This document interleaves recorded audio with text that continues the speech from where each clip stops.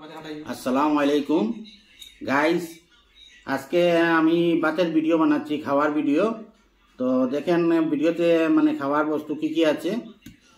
এই যে এখানে শীতল চাটনি আছে, ভাজা আছে, মাছ আছে, পেঁয়াজ আছে, আর আলু দিয়ে মাছ দিয়ে সবজি আছে।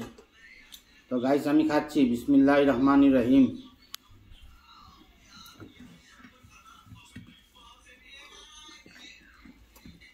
ভাজা দিয়ে খেলাম, ভাজাটা খুব টেস্ট হয়েছে। শীতল চাটনি আছে, খুব টেস্টি শীতল চাটনি।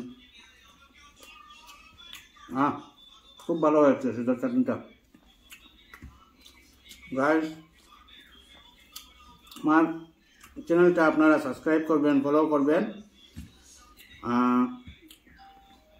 আমার ওনারা প্লিজ আরও সাপোর্ট করেন, আমাকে আগে বাড়তে দিন। এখন আমি খাবার খাচ্ছি, বাজিটা খুব টেস্ট হয়েছে।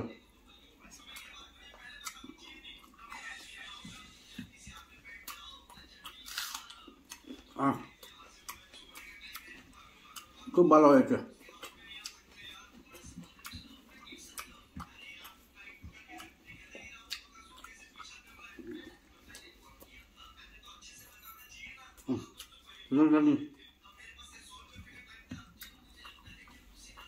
হুম।